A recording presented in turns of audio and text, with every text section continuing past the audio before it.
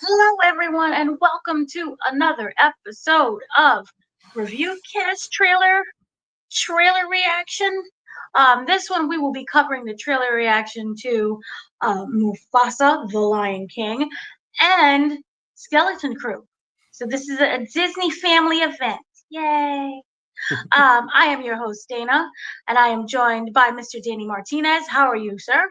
Hello again, everybody. What's up? Hello again. Yeah, so guess right off the bat, if you can't tell from the banner, we're gonna go talk about Mufasa, the Lion King, and not the Lion King Mufasa, like I originally thought it was. Um, this was a trailer that was shown over at D23 Brazil, which again gets all of the good stuff. This is the final trailer because the movie does release very, very soon. I know there will be press screening soon, and this is the prequel to The Lion King. And this one kind of changes the game of what we have known The Lion King to be and what we have known of The Lion King Part 2 to be. Because it was that sequel. That was really good. Because they did the morning report. He's like, I know none of this. The long I don't and the remember short. part two at all. Part 2, when he had the daughter, and It's Zazu was like, this is been a the long morning time. report. It's been a long time, long and the short. Okay, basically what we have known, or we have always known, was Mufasa was the rightful heir to the throne. He is the king.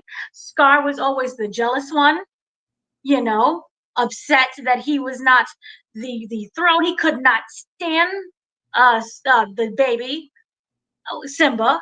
We know of the whole backstory of how he treated Simba.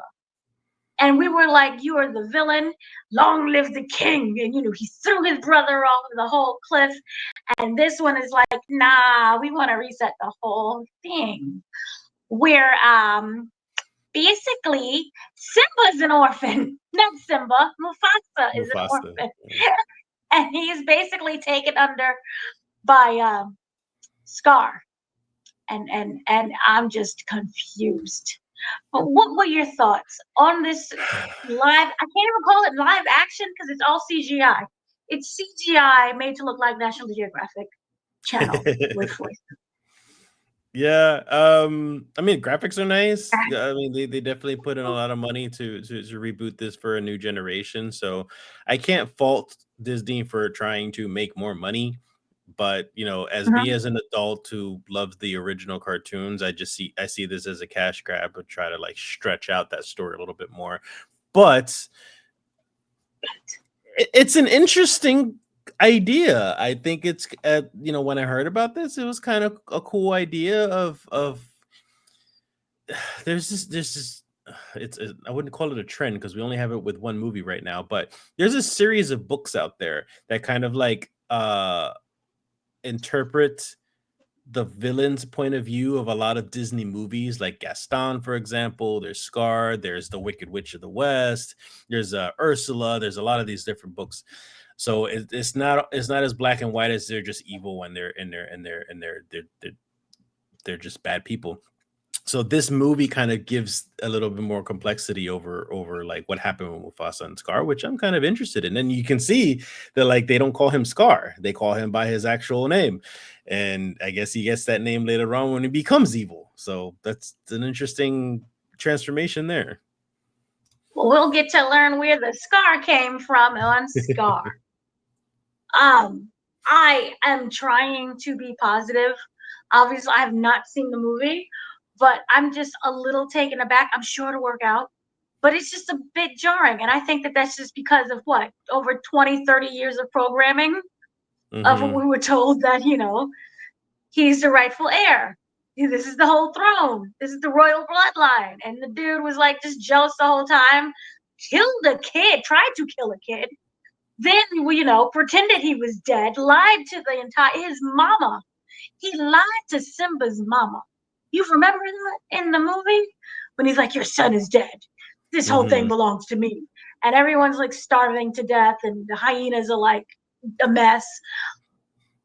And it's interesting to see him play kind of like the good person And I like that. I like that change because, unless you're the penguin, it's nice to see that, you was turned that way. You didn't become that way. You wasn't born as evil as you are.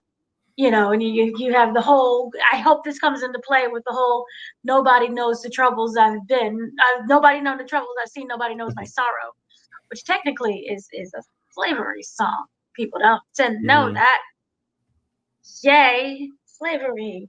But this will be very interesting to see. I am sure that there's gonna be sprinkles and hints of Scar being considered evil or just taking a different path. You know, we're gonna definitely have some disagreements. It's all great and jolly in the beginning when everyone's all like, yay. But I'm pretty sure we're gonna get more of that nay within that whole thing. And Scar, the whole thing was also about destiny. If you remember the original Lion King. Mhm. So maybe it's like, yes, this is Scar's place and rightful heir, but it was destiny that Mufasa became that way. And then maybe it's interesting to see, are they humanizing a villain? Do you think? And does that then change what we already had? Or do you just view it differently? Because it's like this is a different format. Um, a little of both. I mean, I think they're humanizing him, but I don't think they're humanizing him for sympathy. I think they're humanizing him in a sense that they'll give his character more complexity when you think about Mm-mm. Scar in the original Lion King. Because, I mean, I from what I get from the trailer is that he already seems like a troubled person, a troubled kid. Mm-hmm. So it's just, I would assume throughout the movie, the troubles are increasing and he becomes more and more of a bad person or a jealous person or whatever it might be. I mean, I would be mad too if an orphan came out of nowhere and he stole my rightful throne. So there's that. Well, the fact that you change it to that, I assumed from the original Lion King, they were brothers. They were born as brothers, and Mufasa was simply Mm-hmm. just the oldest one, so he was meant to be the first in line to be king, and it was as simple as that. But apparently, that's not the case with this new story. So, I think it's an interesting concept that they could go further with this. What did you think of the graphics, especially the CGI of it all? Sorry, so I'm conflicted with it because this goes hand in hand with my opinion on the original, sorry, not the original Lion King, the remake of the Lion King CGI. I love the graphics. It looks very real. It looks gorgeous. I don't think it translates very well for a cartoon movie because you don't see the facial features as the same way. They're not as animated. They're not as emotive an actual cartoon would. So like you see all these you seeing like Simba or Mufasa trying to look angry, but it looks forced, or trying to look happy or Mm. sad, and it looks unnatural. So in a cartoon you can do that a lot more easier. So I'm not really crazy about the CGI, but maybe I'm just an old man who doesn't like new things. Right. No, I completely agree with that. That's kind of what the problem was that we had the first time with the other CGI movie was there Hmm. wasn't any expressions. Hmm. And there's certain things, as you said before, there's like quirks and kind of certain personalities and nuances that you just can't get with a CGI character that looks like, it's too realistic. So I'm not going to start expecting a random hyena to start, singing and dancing and it looks a certain way as it does with the cartoon. And I Hmm. think that is what made the cartoon so special, was that it can be that way. So with this, to me, it's Lion King. It's not Lion King, it's National Geographic with words. It's like a Hmm. documentary, but not, look, they're talking. And then there's random singing. What did you think about the voices? Because we did get some glimpses of it. Obviously, it's not the original cast. Rest in peace to Mr. Darth Vader and Mr. Mufasa and Mr. James Earl Jones of everything that is voice. Actually, also, wasn't the voice of the voice of Scar too. Didn't he pass away? I can't remember his name right now. Yeah. He passed away too. So yeah, we don't have the Hmm. cast anymore. Surprisingly, I mean the voice casting is okay, and the voice acting's Hmm. is good. I was actually kind of surprised that the voice of Zazu is very close to the comedian guy who voiced Zazu. Oh, I can't remember his name. He does like those daily night shows, those news shows, kind of like the Daily Show with Trevor Noah, but for HBO. John Oliver. John Oliver, yes, John John Oliver. Oliver. He was the voice of Zazu in the remake one, and Hmm. he sounds like him a little bit in this one, but I know it's not him. So that Right. was actually a bit of surprise. But the rest of the acting is still really good. Right. And then we were all are getting some of the voices from the beginning because remember, this is a story that is being told to Simba by Yeah. Zazu. So it's being told to Simba, so that means we have the return of Donald Glover. Nyla is Beyonce, which, there was many thoughts about that. I don't want the hive to come after me, but it is what it is with that. And then we will also have the daughter, which is Kara, I'm not sure how you pronounce it. That's going to be Blue, which is Beyonce's daughter. So Blue Mm, Ivy I didn't is know in that. it. So, Okay. she has a deal with Disney. She did a whole thing on, she has a deal with Disney. So it is what it is with that. So we're getting everyone's voices. So in the story itself, it's more about like she learns more about her family and the family dynamics. So it's interesting to see what because Scar is dead. So planning him to be a hero, it's kind of interesting. I don't really know. He's dead. But that should be kind of interesting. And I did like these special effects and the graphics. I'm not gonna lie, I was thrown off by Aaron Pierre, who does he play? He plays sorry, was it Mufasa? But I was thrown off a little bit. I was thrown off by the voices in general. Hmm. Just because not so much because they sound so differently, but because I'm stuck and it looks like National Geographic and then they start talking. So it's just odd. But it's what I could expect. I saw the other prequel and that was had there are a lot of mixed reactions, a lot of mixed Hmm. reviews to the point where I was really confused as to why we're getting a prequel. But it should be interesting. I do look forward to it. There is not in this one, but I brought this up 15,000 times because we have seen trailers and clips and bits of it before. You're old enough to remember the Lion King video game, Of course. right? Yes. You remember them darn elephants where you had to swing on the That tail. whole game was incredibly hard, but yes, I remember that level. Couldn't There touch the is a ground. scene. There is a scene, and one of like the very first ish trailers that they released that is word for word, almost beat for beat of that scene. That's And funny. I'm just looking forward that if they can incorporate parts of the video game, I'm this is the best movie ever. Because that game, that's a core memory and it's scarring. No pun Mm. intended. But yeah, overall, this looks okay. It's not like something that I have to like run out to go see. I think my mother's more excited than anything because Hmm. she's just like, get me out the house. But she's excited for it. Um, yeah. So we'll see how that ends up going. But I to me, I'm being more hopeful. It's not like something that's sticks to my memory. I don't want to see it at my home, so that's good. I don't want to see it streaming. I do Hmm. feel that this is a theater movie. Hmm. So, and you said you would be going to like you have that same feeling that For it's something you would see or like not. no, I would wait till it's in streaming. I would wait till it's for free. Okay. It's not for me. And it's not because like I don't think it's gonna be a bad movie. I just don't think it's for Okay. our generation anymore. I think it's really just meant for the new generation. I think it's meant for the kids or young teens who've seen the remake, which is their original, so they're gonna follow what their original was, and commit to this and continue on with their story. Like for us, it's the cartoons.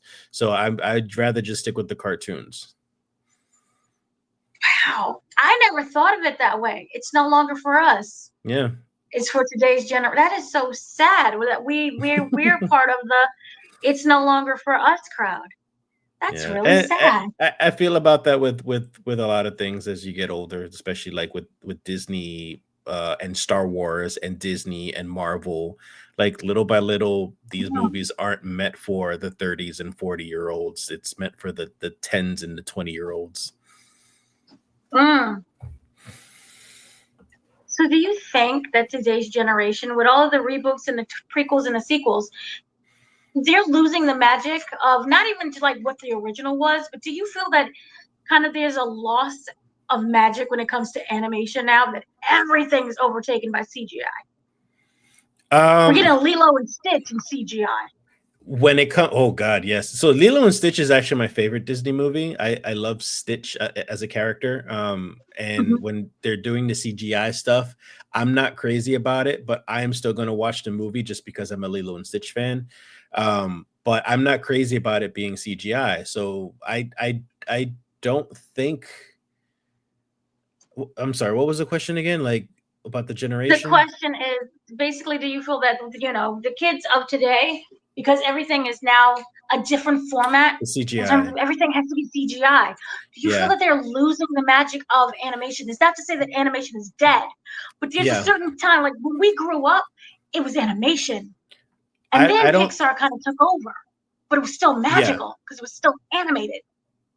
So no, I don't think the magic is dead because well, sorry, let me put it Uh-huh. this way. The magic is dead for us. I think it Oof, is because so number oof. one, not only if it's cartoon, we got these bright colors and they're cartoons, so that was magic for us back then. And on top of that, we also appreciated the work. It's hard work drawing the characters, doing CGI. Not to say that it's not hard to do, but it is much easier and less costly to do CGI animated movies and stuff too. So that stuff is for the new generation because that's what they grew up with. That's what they're used to. They're not used to watching The Little Mermaid, Mm. the original. They're not used to watching Snow White and The Lion King and all that the way that we saw it. So their magic is different from ours. So I don't think the magic is dead in general. I think the magic is dead for us nowadays. So it'll be harder for us to get into these animated movies that are coming out nowadays. Jesus, that was hard. Yeah. Oof. Well, then I guess that's kind of our thoughts then when it came to that trailer. Yeah. I hope Ending it on does a good. sad I hope it note. does good. I hope it does good. I hope that, it's exceeds our expectations or any expectation, Mhm. no matter how it is. But I do look forward to it. It is a lot of money that they put into this. I hope that it's not a flop. I do hope one thing though, Disney, and this kind of goes for all studios, let it stay in the theater. Let it cook. God, yes. Don't be like, oh, in 5 weeks it's coming to Disney. Don't do that. Let it stay. What are we in? We're in November. I would say a good solid March. I know that that is probably not doable anymore, but a good March. And then, when it's Earth Day or something in April, release it onto the Disney Plus. But I really Yeah. do feel that you have to start letting things just cook because it could be slow. Because I don't feel that there's like a huge excitement, but it could be building like Elemental. Elemental had a terrible opening, but they let it Mhm. just leave it alone So and it good. cooked and it made money. It got money back. Everybody was all happy, and it's a great movie. And I hope they just and work on your marketing because again, Elemental was really great, but they had such poor marketing. I I Blessings. so you know me being the huge comic book nerd and MCU nerd and everything, but to be Mhm. honest, I blame the MCU movies a little bit because of that little Right. issue because the MCU movies right now, we're going through this big renaissance of like superheroes and MCU stuff. So like when you hear that an MCU movie or even DC, for example, like just regardless, superheroes in general, when a movie is about to come out, everybody goes that opening weekend. Like they get big box office numbers on those weekends. And that's what these producers and these studios expect now is that if you don't do well on the weekend like a superhero movie does, then you're a bomb. And Ugh. then they're too quick to want to like recoup that cost, so they try to throw it into streaming as fast as possible. And it's partly to blame, in my opinion, because of superhero movies, because they started Mhm. this trend of like, if you don't blow up in the first 4 days, then you're no good. I still blame COVID COVID did because a number on the theaters too. Yeah. I think we would have had, you know, I think that, and I understand that you still have to make money in a time when you can't make money, but I wonder if they held off on streaming, especially Disney Plus, because that's when it came about, was during COVID, I believe. I could be Mhm. wrong. But I feel that if they held off on that streaming service until, and I know it's hard to predict, so I know what I'm saying probably makes no sense. But if they held off on that streaming service, say another year or so, there could have been, we wouldn't have this trend of 3 weeks, 1 week. I'm looking one time, it's like 20 days. Think Joker Joker 2 was like 20 days later. Yeah. And granted that's a divisive movie, but not 20 days later. And that's why with Deadpool and Wolverine, I'm kind of happy they held out. That came out during the summer. I think it was August. But It they was were nice doing out. well from the start, though. I mean, that's the only reason why they did hold out, because they were still doing well continuously every week. Because it's That's a true. superhero But movie. that's probably a really bad example to use. But there are some horror movies that made Smile. Okay, Yeah, remember Smile 2? I trust you yeah. saw Smile 2, which was detestable, by the way. But it held out.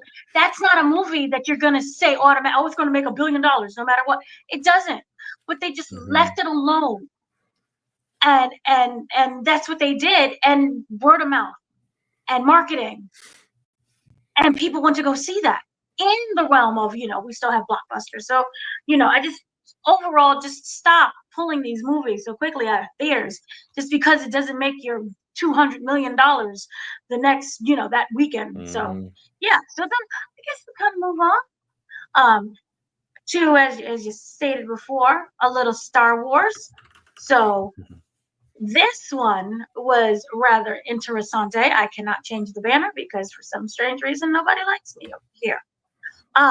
But I guess we'll just kind of go with it. Trying to change the background. Oh, here we go. So then we'll talk about now Skeleton Crew. So this was pure excitement and joy for me. What are your thoughts on Skeleton Crew Goes to Goonies?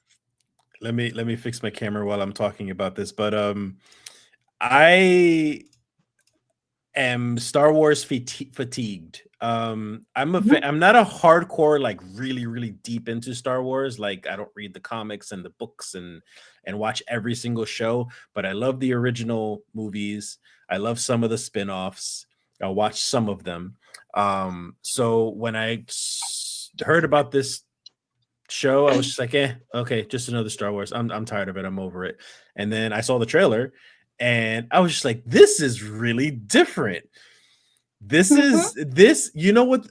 Immediately the vibe that I got from this was Goonies in space. Like that's what I got. And it was like, it was magical. It was very cool. And it also kind of reminded me, I guess, because you get the same vibe with Stranger Things and the Goonies as well. But it got me a little bit of vibes of Stranger Things when it comes to just like a bunch of kids. They're going on these adventures. And what I appreciate though is that they're developing a new story with new characters. They're not just rehashing stuff or relying on the old lore again and again and again, just to make new content. That's kind of what I got tired of is them constantly relying on the Skywalker story and characters to kind of like continue on with their franchise that they're just beating to death. I completely agree. This was something that I've never really felt before. My education through Star Wars was originally through the books. So that whole Luke, I am your father situationship was like a book that I read in school and was hysterical and cried on the floor. But this was so refreshing. And then on top of the Goonies part, I just got pure 80s. It was just pure 80s, and it was joy, and it felt like Amblin. Remember Amblin Film, Yes. which was like Steven Spielberg. You E.T. could not tell me this was not a Steven Spielberg, executive producer casting call thing with Yes. him. Pure magic, pure joy. I loved everything about this, and which was funny because this was the one I was least looking forward to. I'm like, Mhm. oh, it's a kid's Star Wars movie. That's cute. We've seen some kids run around before in Star Wars. We had like the girl Princess Leia from I forgot which Star Wars it was, but it was the one that had Flea in it from Red Hot Chili Peppers. I'm forgetting the show. It was I'm not good. sure. Okay. It was the one with the girl. She was the little girl. Uh-huh. It was Spinola. I can't remember. But point is, we've had children in the show before. Mhm. And we've had so many iterations. We just came off of the last Star Wars movie, which TV show, which I cannot remember, that started Amandla Steinberg. But after a while, it just Oh, kind The of blends Acolyte. in. The Acolyte. So it Yeah. just, it blends. Everything starts to just mix and blend in after a while. But this one is fascinating. So we have to go into this. I said 80s vibe. This will be released on December 3rd, and there will be 8 episodes. So this is absolutely interesting. These, it's refreshing right off the bat. I have never seen a suburban town in a Star Wars movie look like this. I was so thrown off. I was so confused. This is the suburban New Republic. And I don't recall recently at all seeing anything like that. And so at first I was like, are we doing Star Wars? Are you sure this is Star Wars? Because this seemed like somebody's, childhood neighborhood in the 80s with Steven Spielberg. But yeah, so this is the New Republic. You have the kids who, and it kind of has the same format of, don't you want to do something exciting and adventurous with your life? Let's be a little bit rebellious. And you have the 2 kids, the 2 girls, where not the 2 girls, 1 boy, 1 girl, and they're being a little bit rebellious and they're chasing down in the streets. And so the boy, what's interesting, he ends up finding something in the woods, and it's just this whole spaceship. So then right there, I'm like, oh, magic. And he seems to be protected by a droid, which is an elephant, by the way, which more fascinating. I just loved how that is animated and kid-like. And so then they end up finding, this whole spaceship, and then they just take off. And you see that their parents are strict, but they're not there. And this is basically an adventure without the parents, and they end up in a whole new universe. And this is just all this adventure that happens. The kids are almost killed, by the way, until they saved by Jude Law, who may be a Jedi. Yeah. Which we don't know which kind of Jedi, because he's like, I'll make a deal with you. Mhm. And we don't trust anybody. Like, why? You're trying to, do something with these kids. You're going to use them. This is not nice. So that whole thing, he wanted to create a partnership and they go in this little ragtag gang. And again, Goonies, Goonies, Goonies. And I loved it. Any part of the action that you was like, that's cute. Nothing in particular. They I really like the character designs and the costumes and and that robot thing. The Jude Law thing was actually surprising. I didn't even know he was on the show, so that was kind of cool. At first, I thought it was I thought, oh God, I'm really bad. Ewan McGregor. I thought it was You and him. Like, yeah, I thought it was him. Just like he just looked skinnier with a haircut. But like, I was just like, wait, that's not Obi-Wan. Oh, that's somebody new. Okay, cool. So finally, like they're just bringing in some new stuff. So I'm kind of excited for that. I'm completely excited. We don't know anything about the history of this Jedi person. We don't know if he's good or bad. Do we know at all where in like the timeline this takes place? Like, is this like before or after a particular movie or show or something? I hope not. I hope it's just its I don't own know. standalone. I don't think so. Well, I mean, I'm sure it's going to take place in the same world, but I'm just curious of So like, yeah, do we have to worry about, you know, Ray Skywalker and the new characters that were introduced in the movies, or are we going to worry about the old Skywalkers and the Mandalorian and Grogu and all of them because they were all like prequel stuff. So I'm just curious. Not that it matters, but I'm curious of what world they're in right now. well, it kind of does matter because, you know, I think that's always what's been kind of the Disney problem or the MCU problem is Uh-huh. what takes place before, and during, and after. We don't have Well, I that time mean, to just actually enjoy. that's what I was gonna say. Actually, I mean, everybody has their own interests into why like they're sucked into these shows and stuff. But like, don't spend so much time criticizing a show just because it's not in the timeline that you want or the world that you want or the characters that you want. Enjoy the ride, have fun with it. But I was just curious about it just in general, just so I can like mentally know what what characters are living in that world right now. Not that I care if they even show up in that world. Like I'm in it for the ride also. But no, no, it didn't say that it took place any place. It just said that it was Mm, just a story. okay. And sometimes That's you fair. just have a story. Sometimes that's all it's gotta He's be. a kid. Yeah. You don't burden these kids with, death and destruction. There was What's a going on with the order?